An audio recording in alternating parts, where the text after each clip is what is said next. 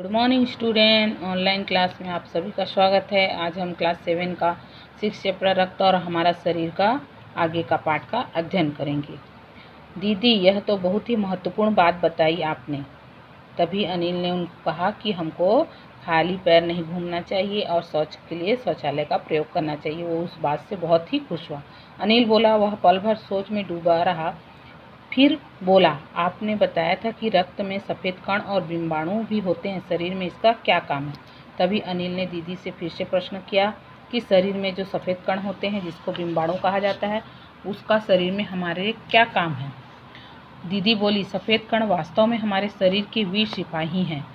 जब रोगाणु शरीर पर धावा बोलने की कोशिश करते हैं तो सफ़ेद कण उनसे डटकर मुकाबला करते हैं। तभी दीदी ने बताया कि वास्तव में सफ़ेद कण जो है हमारा वीर सिपाही है। जब हमारे शरीर में कोई रोग आने के लिए हावी होता है तब वो उनसे डटकर मुकाबला करता है। तो सफ़ेद कण इनसे डटकर मुकाबला करते हैं, जहाँ तक संभव हो रोगाणुओं को भीतर नहीं आने देते। बस संक्षेप में यहाँ मान लो कि वो बहुत से रोगों से हमारी रक्षा करते हैं। तभी दीदी ने अनिल को समझाया कि सफ़ेद कण जो है हमारे शरीर को बहुत ही तरीक़ों से रक्षा करता है और बिंबाणु का काम है चोट लगने पर रक्त जमाव क्रिया में मदद करना। रक्त से तरल भाग प्लाज्मा एक विशेष किस्म की प्रोटीन होती है।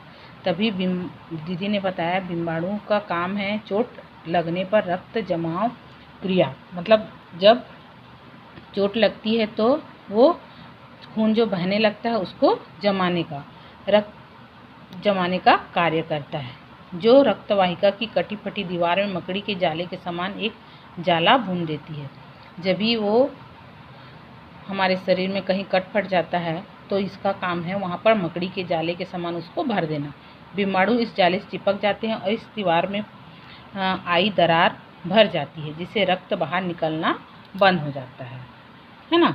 इसके कारण हमारे शरीर में जो अगर चोट लगे तो रक्त बाहर नहीं निकलता। अनिल बोला, दीदी लेकिन घाव गहरा हो तब तो खून बहता ही चला जाता है। तभी अनिल ने फिर प्रश्न किया कि दीदी अगर अधिक घाव होने पर तो खून बहने लगेगा। हाँ, ऐसा समय में उस व्यक्ति को जल्दी से डॉक्टर के पास ले जाना चाहिए। ज़रूरत समझने पर ऐसी स्थिति से निपटने के लिए कुछ टाँके भी लगाने पड़ सकते हैं। तभी दीदी ने कहा कि तुरंत ही डॉक्टर के पास उस मरीज को ले जाना चाहिए और ज़रूरत पड़ने पर उसके टाँके भी लगवाने चाहिए। किंतु डॉक्टर के पास पहुंचने तक के समय में चोट के स्थान पर कसकर एक साफ कपड़ा बांध देना चाहिए। दबाव पड़ने से रक्त का बहाव कम हो जाता है। लेकिन दीदी ने एक उपाय भी बताया, डॉक्टर के जाने तक वहां पर अगर अधिक खून बह रहा है तो एक साफ कपड़ा उस स्थान पर बांध देना चाहिए, जिससे दबाव से खून का बहना कम हो जाता है, जो उस व्यक्ति के लिए काफ़ी लाभप्रद सिद्ध हो सकता है।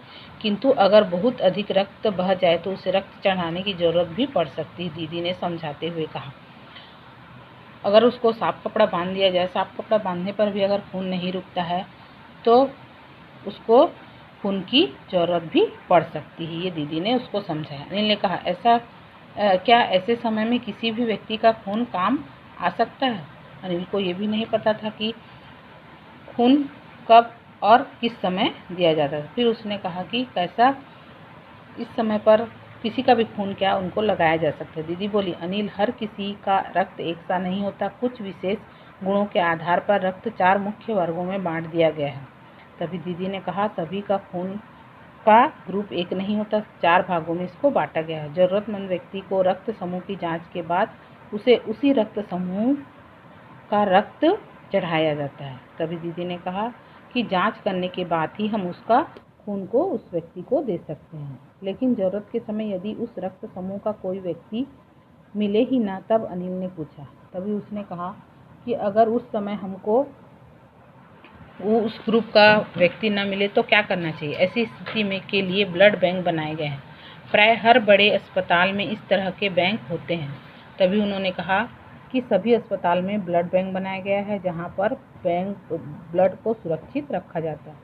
सभी प्रकार के रक्त समूह का रक्त तैयार रखा जाता है, किंतु इन ब्लड बैंक में रक्त का भंडार सुरक्षित रहे, इसके लिए आवश्यक है कि हम समय समय पर रक्तदान करते रहें।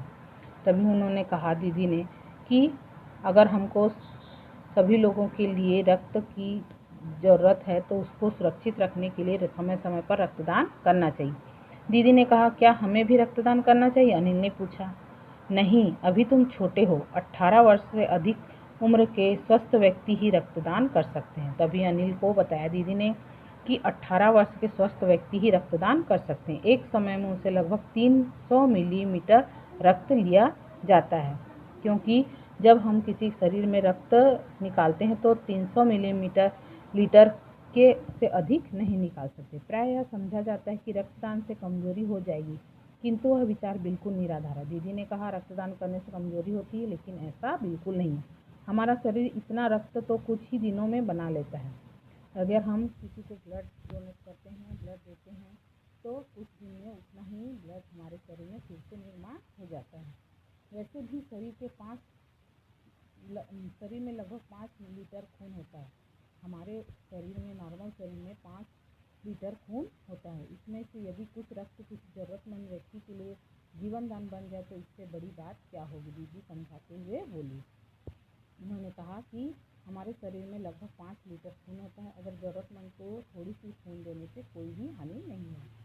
फिर तो बड़ा होने पर मैं नियमित रूप से रक्तदान किया करूँगा, अनिल ने कहा। शाबाश अनिल, डॉक्टर दीदी ने अनिल की पीठ ठोकते हुए कहा।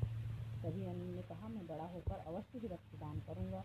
इसकी बात सुनकर दीदी को बहुत खुश हुई और उसके पीठ को ठोकी और वो शाबाशी दी। इस प्रकार हमने जाना कि हमारे शरीर में रक्त की क्या आवश्यकता होती है, एनीमिया किसे कहा जाता है, कब कब हम किसी को ब्लड दे सकते हैं, किसी को चोट लगने पर हम उसकी किस प्रकार से मदद कर सकते हैं, ये सब हमने इस बात के आधार पर जाना।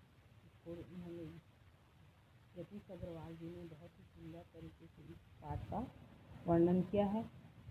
तो आगे पाठ